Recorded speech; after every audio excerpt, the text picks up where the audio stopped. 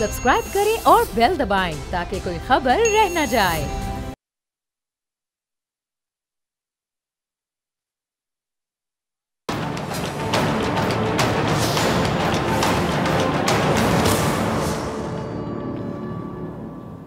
बिस्मिल्लाहिर्रहमानिर्रहीम, अस्सलाम वालेकुम नाज़रीन, मैं हूं महरूख शहरियार और आप देख रहे हैं इस वक्त प्रोग्राम ऐसे नहीं चलेगा। आज डीजी ISPR और इसहाक डार ने मुश्तरका प्रेस कॉन्फ्रेंस की है, जहां दफ्तर खारजा पाकिस्तान के तर्जुमान शफकत अली खान भी मौजूद थे। ब्रीफिंग का मकसद भारतीय जारिहत पर पाकिस्तान की तफ्तीश से आगाह करना है। ये भी कहा गया है कि पहलगाम वाक़े की आड़ में भारतीय इक़दामात जारिहत पर मबनी है। नायब वज़ीर आज़म इसहाक डार कहते हैं कि पाकिस्तान हर किस्म की दहशतगर्दी की मजम्मत करता है और मासूम शहरियों का कत्ल काबिले मजम्मत समझता है। भारत जानबूझकर खित्ते में हालात को कशीदा कर रहा है। पाकिस्तान समेत कई ममालिक में होने वाली दहशतगर्दी के पीछे भारत है। भारत यकतरफा तौर पर सिंतास मुआहिदा मुअत्तल नहीं कर सकता। पानी 24 करोड़ पाकिस्तानियों की लाइफ लाइन है। पाकिस्तान की अफवाज भी अलर्ट हैं। कशीदगी के लिए हम पहल तो नहीं करेंगे, लेकिन कोई जारिहत की तो मुंह तोड़ जवाब जरूर देंगे। भारत खित्ते में जानबूझकर सूरत हाल को कशीदा करता है। इसहाक डार डीजी ISPR ने ब्रीफिंग में ये भी कहा है, बड़ा अहम वाकया और एक अहम तवज्जो दिलाई है। कहा गया है कि इल्जामात नहीं, वाकया कब कैसे किस तरह से पेश आया, डीजी ISPR की जानिब से सारा कच्चा चट्ठा खोल दिया गया है, प्रूफ सामने रख दिए गए हैं। आज की ब्रीफिंग में ये भी बता दें कि मैप्स, पिक्चर्स और इसके साथ साथ मुख्तलिफ तस्वीर लगाई गई हैं। दहशतगर्दी के दौरान वहाँ मौजूद लोगों की वीडियोस तक चलाई गई हैं। दुनिया के सामने सब कुछ आया हो चुका है, जहाँ वाज़े तौर पर देखा जा सकता है कि किसी को भी मजहब की बुनियाद पर नाम पूछकर कत्ल नहीं किया गया, बल्कि एक अंधाधुंध फायरिंग की गई है और भारत की जानिब से ये बयानियां बनाकर कार्रवाई मजहब की बुनियाद पर की गई है। आपको ये बता दें कि जिप लाइन ऑपरेटर की वीडियो को बुनियाद बनाकर झूठा बयानिया बनाया गया है। और तो और भारतीय मीडिया ने वाक़े के फ़ौरन बाद ही पाकिस्तान पर इल्ज़ाम तराशी शुरू कर दी। पहलगाम वाक़े की जगह LOC से 230 किलोमीटर दूर है। पहलगाम वाक़े की FIR सिर्फ 10 मिनट के बाद ही दर्ज हो जाती है। ब्रीफिंग में ये बात भी वाज़े कर दी गई है कि किस तरह से वहाँ पर मौजूद लोगों ने, भारत के अवाम ने वाक़े के फ़ौरी बाद भारतीय सरकार पर सवालात की बौछार कर दी, जिसमें भारत की सिक्योरिटी फोर्सेस की नाकामी और फेलियर पर छोटे बड़े सब सवालात उठाते दिखाई दिए हैं।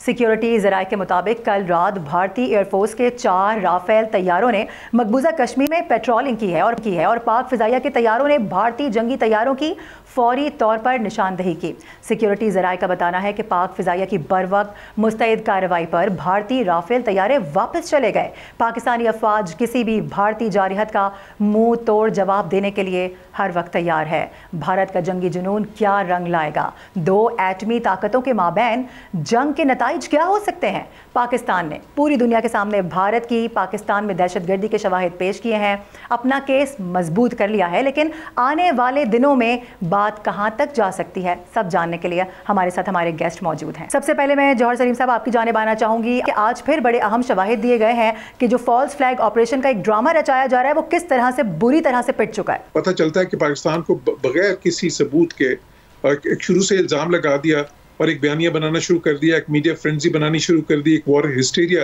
क्रिएट करना शुरू कर दिया, जिसके मकासद जो हैं वो कुछ और थे और जो है उनका किसी वक्त उसमें सिंसेरिटी बिल्कुल नहीं थी इंडिया की, और शुरू से ही पहले दिन से ही उसको वो जी हम ये तुम वो कर रहे हैं, तो वो साफ जाहिर है कि उनका मकासद क्या है।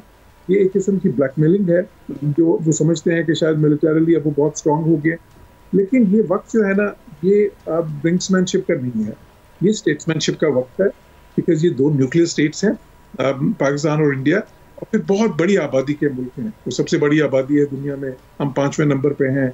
ये जो हमारा रीजन है ये दुनिया के 1/4 आबादी का है, मस्कन है। तो सारी सिचुएशन में इस किस्म के गैम्बल्स करना, इस किस्म की जो है ना वो रिस्की प्रोपोजिशन के जो आप पूरे जंग की तरफ धकेल रहे हैं पूरे इतने बड़े खित्ते को, और वो भी इस सिचुएशन में जहाँ पे दोनों साइड्स पे न्यूक्लियर पावर्स हैं, और जो देखें ये कभी हुआ ही नहीं है जब से जंग अजीम में जिस वक्त न्यूक्लियर स्टेट्स बनी है, उसके बाद से न्यूक्लियर स्टेट डायरेक्ट वॉर नहीं हुई, और ये पहला मौका खुदा न खास्ता अगर चीज़ें उस तरफ जाती हैं तो इंडिया को ये सोचना चाहिए कि वो अपने जो है सिर्फ सियासी मकासद के लिए जो उनके हिंदुत्व का एजेंडा है, जो मोदी का अपना एक एजेंडा है कि मुसलमानों के खिलाफ, माइनॉरिटीज़ के खिलाफ, पाकिस्तान के खिलाफ, उसकी तकमील के लिए वो किस हद तक जा रहे हैं और वो कितना खतरनाक जो है वो कितने खतरनाक स्टेप्स ले रहे हैं। सही है, ठीक है। जौहर सलीम साहब, आपसे ये भी जानना चाहूँगी कि जिस तरह से डिप्टी प्राइम मिनिस्टर ने एक बार फिर से वाजे कर दिया है कि पाकिस्तान इस तरह का कोई हमला नहीं करेगा, किसी किस्म की पहल नहीं करेगा, लेकिन हाँ अगर वहाँ से कुछ होता है तो फिर रिटालिएट किया जाएगा। और जिस तरह से हमने देखा भी गुज़िश्ता रात जब ये 4 राफेल तैयारों वाली कहानी सामने आई है, जिस तरह से मकबूजा कश्मीर में उनकी जानिब से पेट्रोलिंग की गई है, पाक फ़िज़ाइया ने सिर्फ थोड़ा सा जवाब देने की कोशिश ही की और हमने देखा कि वो 4 तैयारे अगले मिनट में नज़र भी नहीं आए। कितनी अच्छी तैयारी में इस वक्त हम हैं, हमने दुनिया को बताया है कि हम चौकन्ने हैं, हमें मालूम है कि कहाँ से किस तरह से अटैक हो सकता है, किस तरह की सर्जिकल स्ट्राइक की जा सकती है। बिल्कुल, देखिए इंडिया को ये ज़म है, जब पिछली बार ये पुलवामा वाला वाकया हुआ और उसमें उनको सबकी उठानी पड़ी, तो उसके बाद से उन्होंने फिर उस पर प्राइम मिनिस्टर मोदी ने ये कहा कि जी अगर हमारे पास राफेल होते, जब बाद में राफेल जब आए ना उस वक्त उन्होंने ये कहा था पहले होते तो फिर हम ये करते। राफेल भी किए, उसके बाद वो S-400 एक सिस्टम है जो है डिफेंस सिस्टम है, बड़ा सोफिस्टिकेटेड किस्म का, वो भी उन्होंने इंडक्ट किया। लेकिन जाहिर है कि पाकिस्तान की तरफ से भी हमने जो है उनका तोड़ जो है हमारे पास जंगी तोड़ मौजूद है। या हमें इस वक्त एक ऐसी वजह कायम कर दी है, एक ऐसा वॉर हिस्टीरिया, जब आप वॉर हिस्टीरिया एक कायम करते हैं, उसको जब प्रमोट करते हैं तो उसमें होता ही है कि इस तरह की आवाज़ें जो होती हैं जिसको सेन और वो जो है ना विजडम की अलामत आप कहते हैं, वो थोड़ी सी दब जाती हैं। और दूसरी चीज़ ये है, आप एक और जो बहुत बड़ा आप जो है ना जिसको मैं कहता हूँ फ्रैंकेनस्टाइन्स मॉन्स्टर या एक अफरेद आप वो जो बना देते हैं, वो ये है कि आप एक्सपेक्टेशंस इतनी ज़्यादा जो है ना बढ़ा देते हैं लोगों की कि वो इंतजार कर रहे होते हैं कि आपने उनको ये बता दिया कि ये भारत को बिल्कुल तबाह कर देगा, पाकिस्तान की ये कैपेसिटी है और ये कर देगा वो कर देगा, तो अब अगर आप कुछ ना करें तो उसका भी एक बहुत बड़ा पॉलिटिकल प्रेशर होता है।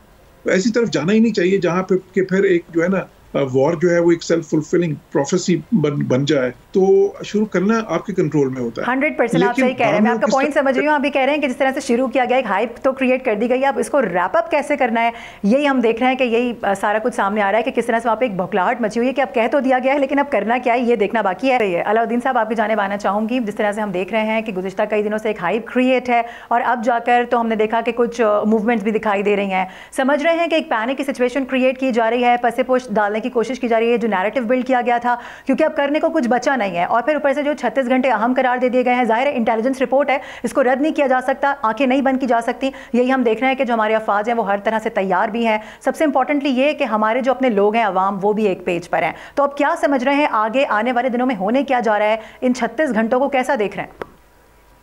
इसमें बिल्कुल इंटेलिजेंस रिपोर्ट्स को आप पसे पुष्ट नहीं डाल सकते, आप इनको इजी भी नहीं ले सकते, इसको पसे पुष्ट बिल्कुल डाल सकते। इंटेलिजेंस रिपोर्ट्स हैं जो कुछ भी हमारे सामने आ रहा है, ये सिर्फ हाइप क्रिएट करने के लिए नहीं है। मोदी के जो उसके बिगर डिजाइन हैं वो हम सबको पता है, जब से पिछले 12 साल से वो गवर्नमेंट में है, वो और उसका पूरे का पूरा जो एक ग्रोह है, जो एक कार्टल सबसे बनाए हुए हिंदू फंडामेंटलिज्म की बेस के ऊपर, उनके जो डिजाइन हैं वो हम सबको पता है। वो गाय बगाए threatening statement against Gilgit Baltistan भी देता रहता है, उसके वजीर भी देते हैं, आज़ाद कश्मीर के अगेंस्ट भी थ्रेटनिंग स्टेटमेंट आती रहती हैं, पाकिस्तान के जो हमारे दूसरे इलाके हैं चाहे बलोचिस्तान है या ओवरऑल। तो इस तरह की चीज़ों को जब उसने आगे किसी अमली जामा पहनाना है या किस तरफ लेके जाना है तो उसको बहाने की तलाश है। अब ये सिंतास मुआहिदा ओवरनाइट कोई ये डिसाइड नहीं हो गया कि इसको मुअत्तल किया जाए। डेफिनेटली ये इस तरह के तरीके होते हैं जिससे आप किसी मुल्क को रिच करने की कोशिश करते हैं। आप जब किसी का पानी बंद करेंगे तो आराम से तो नहीं बैठेगा। तो उन्हीं डिजाइन्स को इम्प्लीमेंट करने के लिए, अपने उन इरादों को, मजमूम मकासद को पाया तकमील तक पहुंचाने के लिए सब कुछ किया गया है। ये कोई एक दिन की बात नहीं है, इसको हमें उस एंगल से भी देखना चाहिए। और अभी अगले 36 घंटे या 48 आवर्स बिल्कुल इम्पोर्टेंट है। हम ये नहीं कि सिर्फ 2 से 3 दिन में कुछ होगा, हमें हर वक्त अलर्ट रहने की जरूरत है। उनका ऑफेंसिव पोस्चर अगेंस्ट पाकिस्तान हर लिहाज से हम नजर आ रहे हैं, असेंबली ऑफ फोर्सेस से नजर आ रहा है, जो पूरा बयानिया अपने मुल्क पे चला रहे हैं मीडिया के जरिए वो नजर आ रहा है। दुनिया जो कहती है कि रेस्टोरेंट से काम ले, हमें कहने की जरूरत नहीं है भाई, रेस्टोरेंट से काम लेना उनको कहें, क्योंकि सब कुछ किया जा रहा है उनके, पाकिस्तान ने तो कुछ किया ही नहीं है। हम तो डे 1 से कह रहे हैं, अभी भी आप देखें स्टेटमेंट फॉरेन मिनिस्टर की DGISPR की यही है कि हम पहल नहीं करेंगे और हमने हमेशा ये कहा है कि बातचीत से मसले को हल करें। प्रॉब्लम उन्हें है, ये सब कुछ किया उन्होंने है और दुनिया भी कोई इतनी अंधी नहीं है, दुनिया को सब कुछ पता है ये क्या हो रहा है। अपनी अपनी अलायंसेज है, आपको पता है, अपनी अपनी यहाँ पर ग्रुपिंग्स हैं। इंडिया ज़ाहिर एक इम्पोर्टेंट मुल्क है, पहले उसको शह दे के खड़ा करते हैं, फिर कहते हैं पीछे हैं। बट एनीवे, ये अभी हमारे लिए इतनी बड़ी प्रॉब्लम इसलिए नहीं है कि जब हमने कह दिया कि ये एक्ट ऑफ वॉर है सिंथास माहदे को मुअत्तल करना। जो हमारे जो पार्टिसिपेंट्स हैं इन्होंने बिल्कुल ठीक कहा, कशीदगी को हवा देना, कशीदगी को आगे बढ़ाना या किसी भी किस्म की इस एस्केलेशन को बिल्ड करना बड़ा आसान होता है, फिर उसको खत्म करना बड़ा मुश्किल होता है।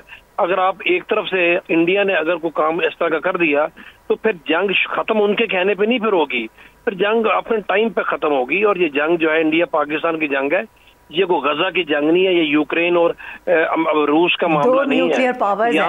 यहाँ न्यूक्लियर पावर्स हैं और पाकिस्तान की जो डिटेरेंस है वो क्रेडिबल डिटेरेंस है, सिर्फ कहने की हद तक नहीं है। पाकिस्तान के अल्हम्दुलिल्लाह जो हमारी जो मिसाइल कैपेबिलिटी है, अभी इनका नागालैंड, त्रिपुरा और असम और वहां से केरला से लेके तो आप इनको आगे कारगिल तक चले जाए, इनका कोई शहर नहीं हमारी रेंज से। पुराने वक्त गुजर गए हैं, इनको ऐसा सबक मिलेगा, ये याद रखेंगे। और हमारी मिसाइल टेक्नोलॉजी अल्हम्दुलिल्लाह क्वालिटेटिवली इनसे बहुत बेहतर है, दुनिया जानती है। और इनको इस चीज का शायद पता ये एहसास नहीं है, ये समझते हैं कि पाकिस्तान ऐसे ही सब्र तहम्मुल का मुजाहरा करता रहेगा। सब्र तहम्मुल तब तक होता है जब तक आप किसी के ऊपर फिजिकली, ठीक है हम फर्स्ट स्ट्राइक की बात हम करते हैं, हम नहीं करेंगे, लेकिन उसके बाद हमें कोई नहीं रोक सकता। डिफेंस, सेल्फ डिफेंस हमारा हक है, हमारा राइट है, हम वो करके दिखाएंगे।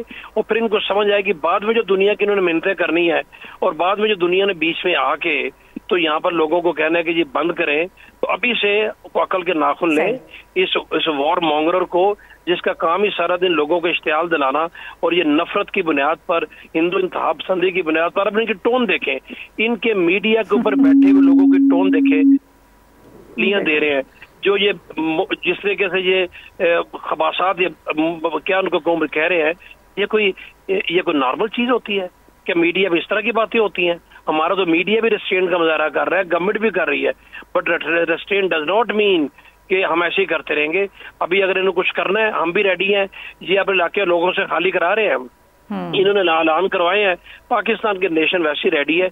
बट अगर ये खुदा न खास्ता होता है तो ये I hope the world understands कि it is then going to be unfortunately a disasters war. 65 या 71 की वॉर नहीं है जो एक थिएटर वॉर तक रहेगी और दुनिया देखेगी, 15-20 दिनों बाद उसको बंद कर दिया जाएगा, फिर there is no ending to it. सही है, साथ ही रहेगा। जौहर सलीम साहब, अब क्या समझ रहे हैं, पॉइंट्स हमारे पास कौन कौन से हैं, ऑप्शंस कौन कौन से हैं, कौन कौन से प्लेटफॉर्म्स हैं जहां पर हम अपनी आवाज़ बुलंद कर सकते हैं? क्योंकि इस वक्त अगर देखा जाए ओवरऑल तो पाकिस्तान तो इस वक्त विन विन पोजीशन पर है ही, क्योंकि ना अभी तक कोई प्रूफ दिया गया, 8 से 9 दिन हो चुके हैं, इसके अलावा ना पाकिस्तान का नाम लेकर बराह रास्त कोई बात की जा रही है, लेकिन FIRs दर्ज हो रही हैं, वो भी किस तरह से दर्ज हो रही हैं वो भी दुनिया देख चुकी है। तो प्रूफ अभी तक कोई नहीं है, लेकिन हाँ पाकिस्तान के पास बड़े सारे शवाहिद मौजूद हैं। गुज़िश्ता रात की भी हमने मिसाल दी, इसके अलावा जो कॉप्टर गिराया गया है, किस तरह से रैकियां हो रही हैं। तो पाकिस्तान कहां पर अपनी आवाज उठा सकता है, कौन कौन से प्लेटफॉर्म्स हैं? ये बड़ा अच्छा मौका है पाकिस्तान के पास गेन करने के लिए।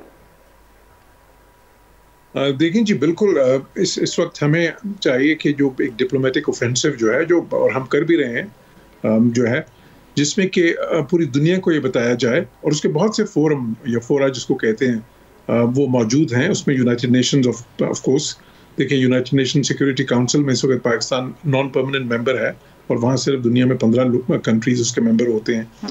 फिर UNGA है, यूनाइटेड नेशन जनरल असेंबली है। फिर उसके अलावा जो है देखिए हमारे पास उस तरह के जो प्लेटफॉर्म्स हैं, OIC का प्लेटफॉर्म है, SCO है, बहुत सी ऑर्गेनाइजेशंस जो आलमी सतह की ऑर्गेनाइजेशंस हैं जिसमें हम मेंबर हैं। तो ये मल्टीलैटरल फोरम्स हैं, यानी कि जिसमें बहुत से मुल्क शामिल होते हैं। फिर जो बायलैटरल है, दो तरफा, उसमें तो फिर सारे ही मुल्क जो हैं दुनिया के जिनके साथ हमारे ताल्लुकात हैं और बहुत अच्छे ताल्लुकात हैं हमारे, जो बहुत अहम मुल्क जिस तरह अमेरिका है, चाइना है, रशिया है, फिर तुर्किया है, ईरान है, सऊदी अरब है, UAE, और इन सारे मुल्कों और ये सारे मुल्क जो उनसे चाहते हैं, ये नहीं देखना चाहते कि ऐसा कॉन्फ्लिक्ट यहाँ पे बन जाए दो न्यूक्लियर स्टेट्स के दरमियान जो एक पूरी दुनिया में तबाही फैला दे। तो उनकी बहुत ख्वाहिश भी है और बहुत इस वक्त काविश भी है। वो एक जो है ना डिप्लोमेसी दुनिया में चल रही है इस वक्त, बहुत इंटेंस डिप्लोमेसी चल रही है। उसमें कुछ तो आपको नजर आती है जो पब्लिक व्यू में होती है, और कुछ डिस्क्रीटली वो चल रही होती है जो पब्लिक व्यू में उस तरह से नहीं होती, मीडिया के उसमें नहीं आती, मीडिया वो मंजर आम पे नहीं आती। तो उसमें ये और पाकिस्तान बिल्कुल इस वक्त कर रहा है जो हमारा देखिए हमारा बयानिया बहुत जो सीधा है और बहुत ही आसान भी है इस सेंस में कि उसमें कोई हम हिंदुस्तान की तरह हमने तो कोई उसको एक पेचीदा सा नैरेटिव नहीं बनाया जिसमें बहुत से होल्स हों। हमारा तो यह है कि देखें हमने ये टेररिज्म जो है इस जो अभी एक्ट हुआ है इसमें हम किसी तरह से भी शामिल नहीं है। आप इसकी एक इन्वेस्टिगेशन करवा, अनबायस्ड करवा लें, जो भी मदद होगी बिल्कुल देंगे, लेकिन आप उसका वो तो उसका जब आएगा रिजल्ट तो बिल्कुल जो है अगर वो बिल्कुल अनबायस्ड होगी और जो है इम्पार्शियल होगी तो हम उसको तस्लीम करेंगे। और लेकिन दूसरी चीज़ ये है कि आप अगर एक खुद से ही एक इल्ज़ाम दे देते हैं, कोई सबूत भी नहीं लाते, कोई इन्वेस्टिगेशन भी नहीं हुई, ये तो आपने देखा जिस तरह उस प्रेस में कहा गया कि विद इन 10 मिनट्स FIR, 1 घंटे के अंदर अंदर पूरे इंडिया के अखबारों में, इलेक्ट्रॉनिक्स चैनल्स पे उन्होंने क्या किया, उन्होंने मीडिया लीक्स किए, न तस्वीरें इशू हो गई, स्केचेस इशू हो गए, नाम आना शुरू हो गए, तो इस तरह था जिस तरह ये कोई फिल्म चल रही है बिल्कुल। तो अब ये सारा जो है ना और दुनिया से कन्विंस नहीं है, तो इसलिए हमें तो है ना इस वक्त अब 2-3 चीज़ों पे हमें ज़्यादा जोर देना है। पहली चीज़ ये है कि हिंदुस्तान का जो बयानिया है उसकी कमजोरियाँ जो यहाँ भी है, लेकिन हमें और उसको करना है, ज़्यादा जो है ना एक्सपोज करना है। दूसरी चीज़ ये कि जो हिंदुस्तान इस वक्त पॉलिसी अपनाए हुए है वो कितनी ज़्यादा खतरनाक है, और ना सिर्फ हमारे लिए, उनके लिए, इस खत्ते के लिए, पूरी दुनिया के लिए। और तीसरी चीज़ ये है कि उसमें जो आलमी कम्युनिटी जिसको हम कहते हैं इंटरनेशनल कम्युनिटी, उसका एक रोल है ऐसे मौके पे। और ये सारे जो इदारे बने हैं, यूनाइटेड नेशंस फॉर एग्जांपल, ये किस लिए बना है? यूनाइटेड नेशन सिक्योरिटी काउंसिल का इदारा किस लिए एग्जिस्ट करता है? उसका मकसद ही कॉन्फ्लिक्ट प्रिवेंशन है सबसे बड़ा, और ऐसे ही मौकों के लिए बना, उसमें फिर कंसल्टेशंस हों और उन मुल्कों पे जो है ना सालिसी की ज़रूरत हो वो की जाए, जहाँ दबाव डालने की ज़रूरत है वो डाला जाए, और इस तरह की जो है खतरनाक कॉन्फ्लिक्ट उससे उसको प्रिवेंट किया जाए। बाकी इदारे भी हैं ये इस पे, तो आई एम श्योर कि अगले दिनों में आप देखेंगे, अभी भी जिस मैंने कहा बहुत ही एक इंटेंस डिप्लोमेसी ऐसी चल रही है जिसमें से कुछ पब्लिक व्यू में है, कुछ नहीं है, लेकिन अगले दिनों में आप बहुत सारी चीज़ें पब्लिक व्यू पे और भी देखेंगे, इंटरनेशनली भी आप देखेंगे। कौम मुत्तहिदा में जैसे अभी भी उनकी अलामिया आया कौम मुत्तहिदा का, वो आपने देखा, लेकिन ये तो अभी अलामिया है, बात इससे जो है उनकी प्रोसीडिंग्स में वो बात करारदादों की तरफ भी जा सकती है। इसी तरह अमेरिका वगैरह अभी देखें, पहले वो इंटरवीन इतना नहीं कर रहे थे। प्रेसिडेंट ट्रंप ने जो बयान दिया वो ये था कि चलें जी खुद ही दोनों मुल्क जो हैं इनकी बड़ी पुरानी लड़ाई है। इंडिया पाकिस्तान से रिलेटेड नाज़रीन बड़े अहम और इम्पॉर्टेंट एस्पेक्ट्स पर गुफ्तगू हो रही है। ब्रेक का वक्त हुआ है, जिसके बाद हमें सीनियर सियासतदान फयाजुल हसन चौहान भी ज्वाइन करेंगे। Stay with us.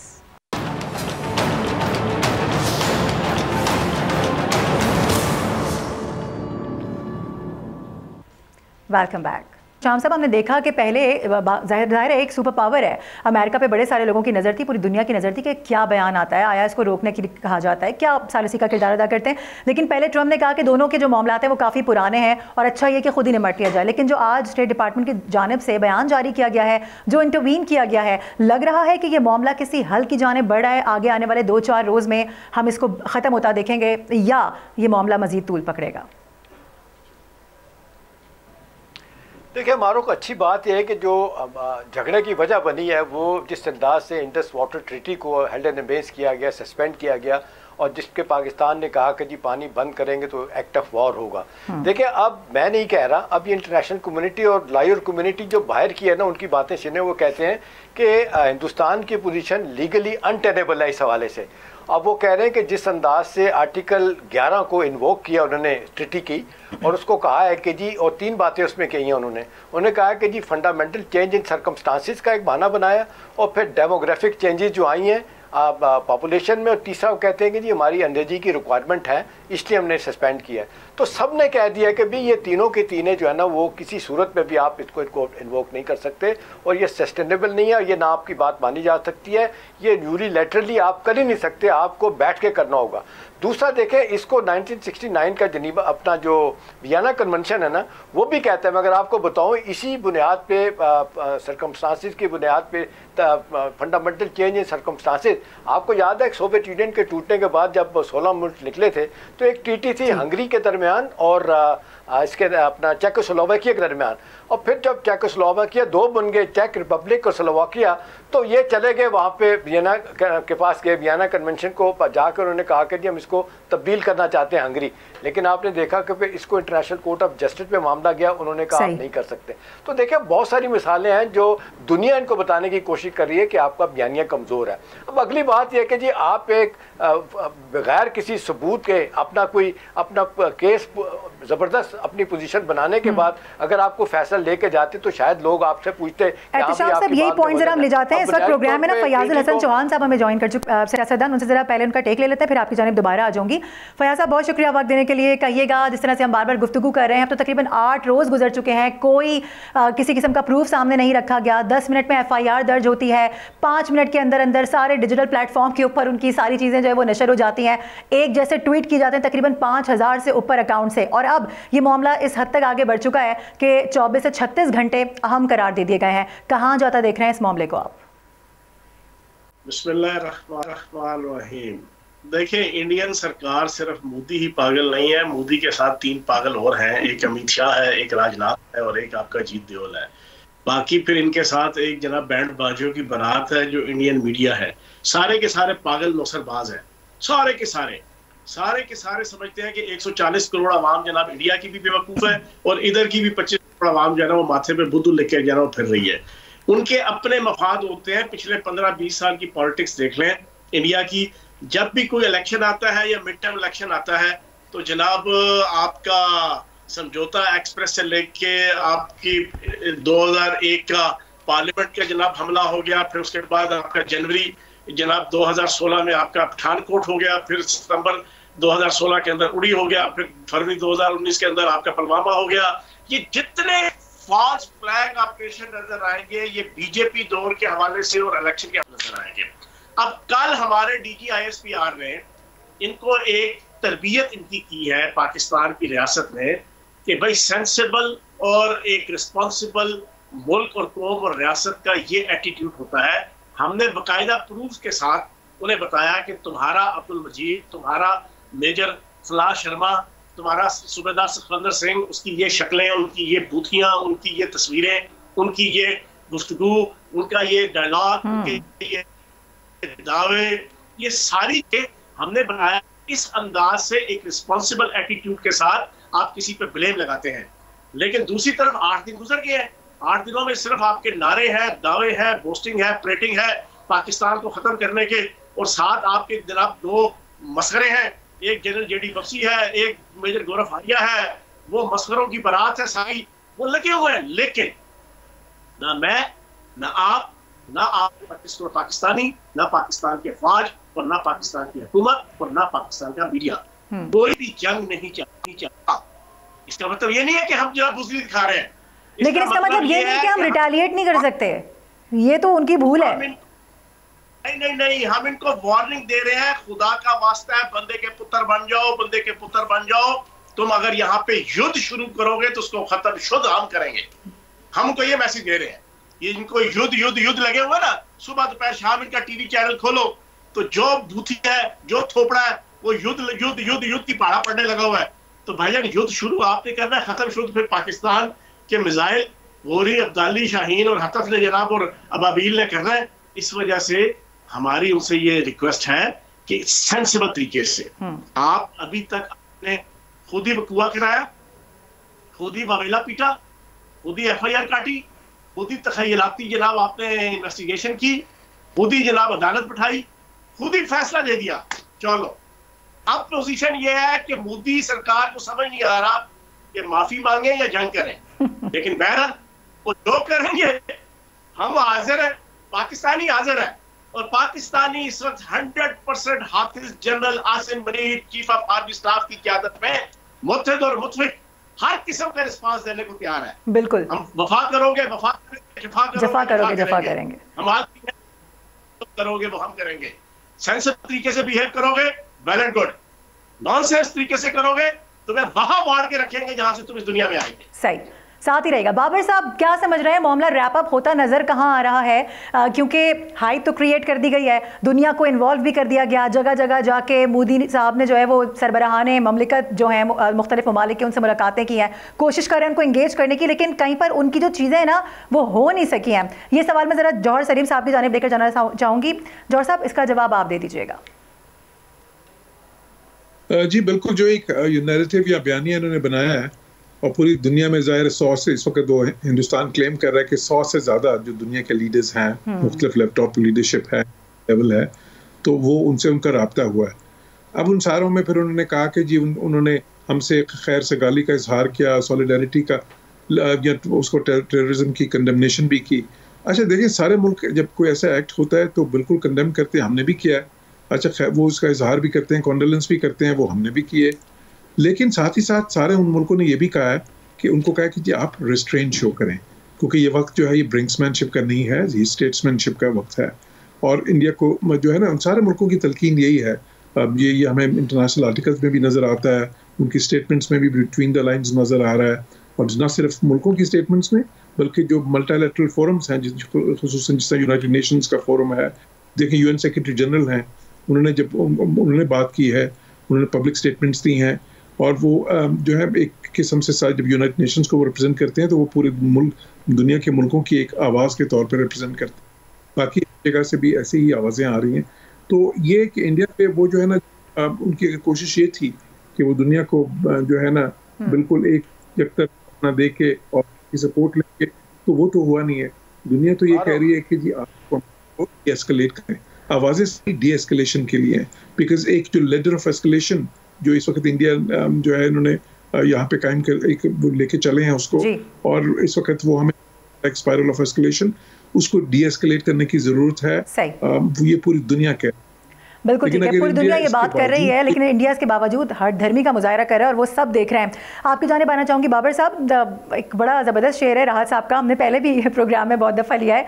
सरहद पर तनाव है, देखो कहाँ चुनाव है। तो हमने देखा है कि वो कोई भी मामला हो, किसी भी किस्म का, जैसे अगर हम अभी की बात कर लें पुलवामा हो या फिर पहलगाम, हमने देखा है कि मोदी की जानिब से इस तरह के हथकंडे अपनाए जाते हैं सिर्फ आवाम की सिंपैथी गेन करने के लिए। ये सारा कुछ हो रहा होता है। बिहार में आगे इलेक्शन होने जा रहे हैं, लग रहा है कि उनके अवाम उनका साथ देंगे, कोई किसी किस्म की जीत मिल सकेगी, ये सारा ड्रामा किसी काम आएगा?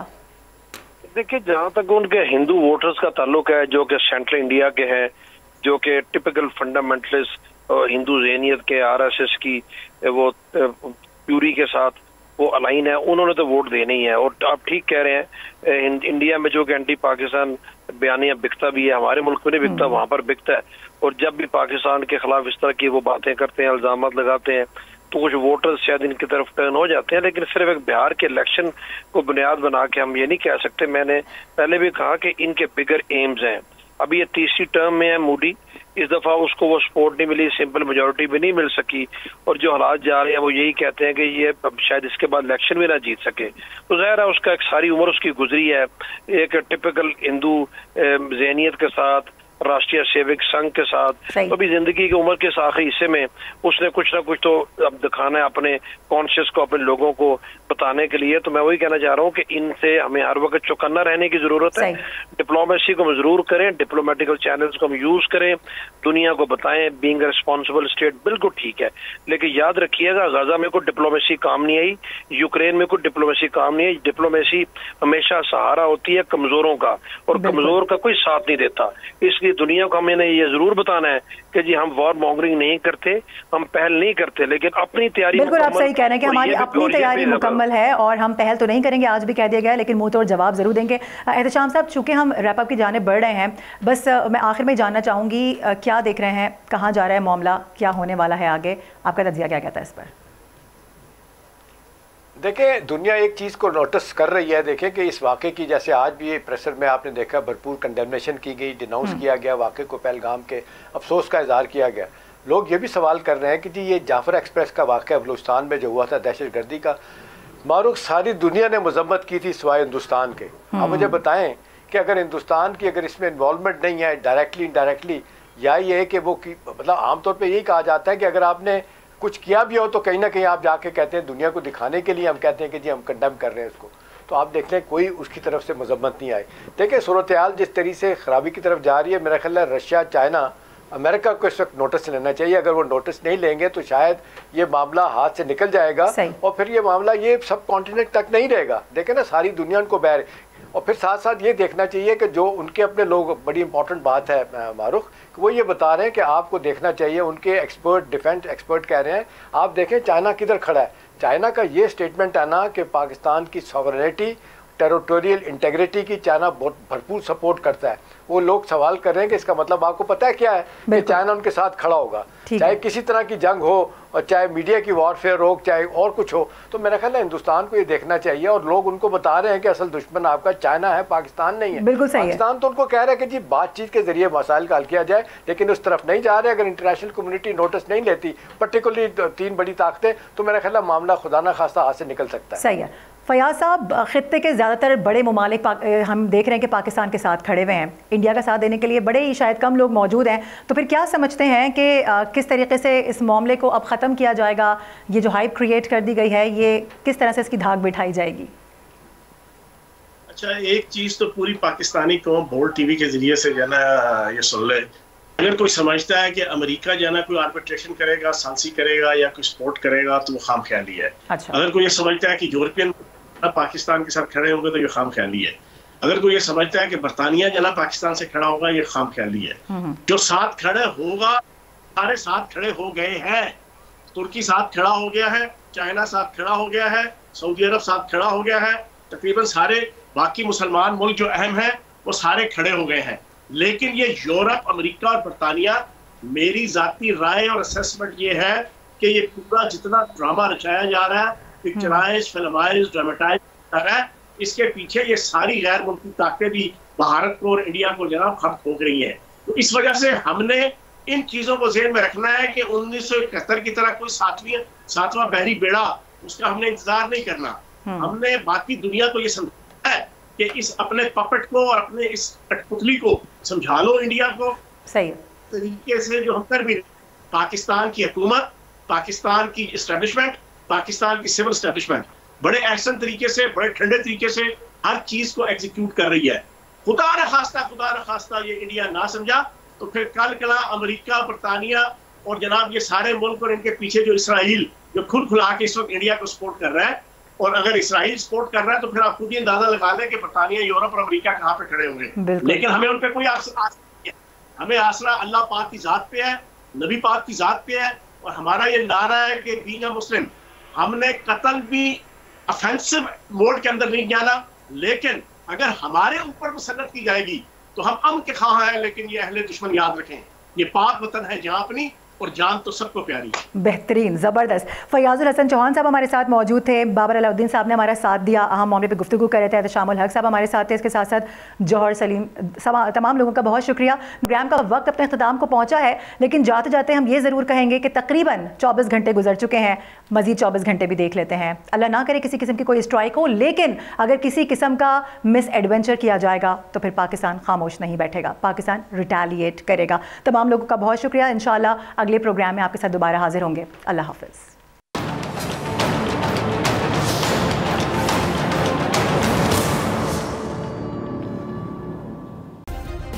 सब्सक्राइब करें और बेल दबाएं ताकि कोई खबर रह न जाए।